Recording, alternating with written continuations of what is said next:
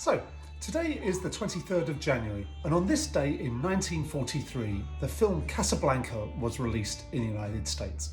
And, well, I wanted to mark that occasion because, well, it's one of my favourite films, and I think for many people it would be in their top 10. I don't think it was ever expected to be as successful as it was, but it did wind up winning 3 Oscars for Best Picture, Best Director and Best Screenplay. Humphrey Bogart unfortunately did not win an Oscar for that, but the whole film was just filled with so many amazing characters. You know, there was Sam playing as time goes by, there was Ilsa, there was Victor Laszlo, the resistance leader, and then of course Humphrey Bogart himself there, you know, in Rick's Cafe Americain, cutting a incredibly romantic and heavily smoking, heavily drinking character.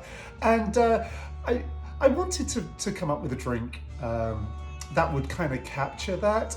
And so for my inspiration, I looked at all the drinks that were being made by Sasha, who's the bartender at the cafe, or bar, gin joint, as it's also called at one point.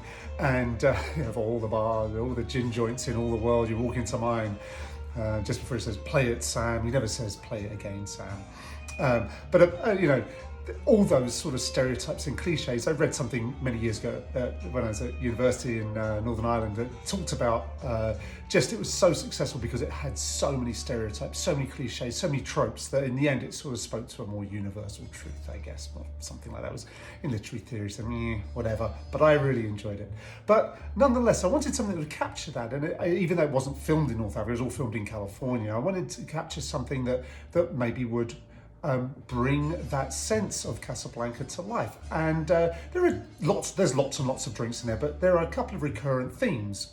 For example, the Nazi officer that goes in with Yvonne just before they sing La Marseillaise is a French 75, but there's also a lot of champagne cocktails, which is brandy and champagne, and a lot of just brandy and champagne, and so I thought, well, why don't we do something with that? So I looked over the Casablanca cocktail, I didn't like it, so I've decided to invent one.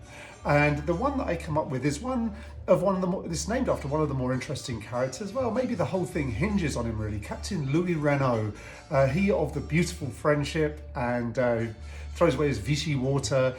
He's only a poor, corrupt official. I'm shocked to find there's gambling going on in here. Anyway, I thought I would name this cocktail after him and also combine the two different elements of the French 75 and the champagne cocktail. So that will speak to you a little bit about what ingredients we're going to put in there.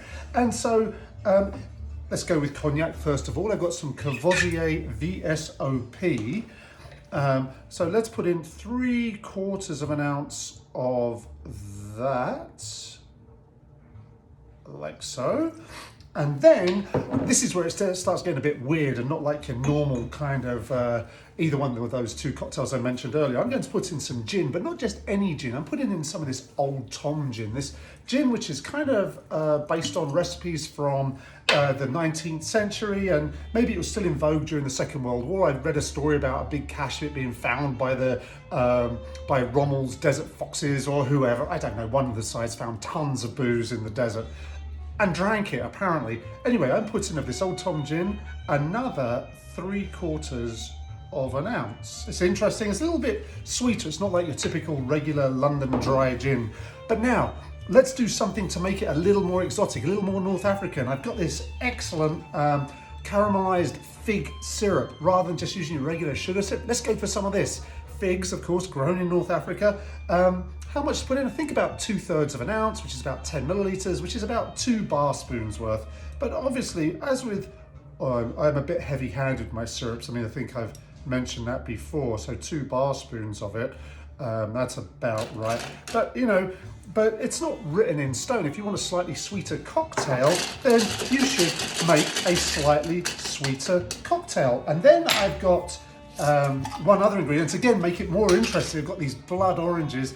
I'm going to put a 1/2 ounce of blood orange juice that I squeezed earlier on. It will add an amazing color to it, that beautiful rich red color. I'm going to go off screen for a second because what I want to do is get my emergency bottle of prosecco. Here it is. I didn't want to just leave it out. I should have brought it out just before I made this video, but I didn't want it to be warm. You really want this to be well chilled.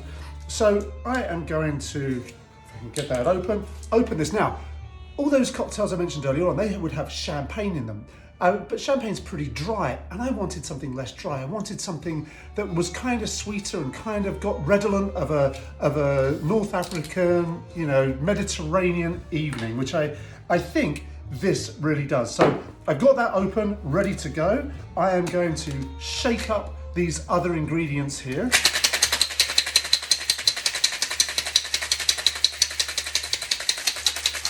Like so. You want everything to be cold. The reason why I want that drink to be cold is this does not take ice in it. It really does not need ice. And anyway, you're just going to strain this into your flute, it should be. I've got this very nice crystal wine glass. It's as close as I've got to a flute.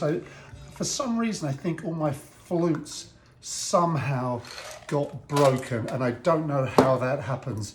Then all that remains is you take your prosecco, top up the drink carefully. You don't want to make it flow over the top. Amazing though that would look if you were making a fountain out of all the glasses, which I am not going to do because I don't really want to clean up this sticky mess. Halfway through, just give it a little stir so it's slightly combined. You don't want to stir it too much because really you want to keep this very nice effervescent look. That looks just about perfect.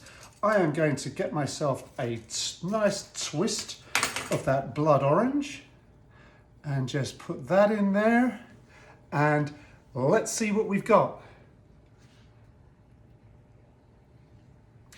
Oh, that's delicious.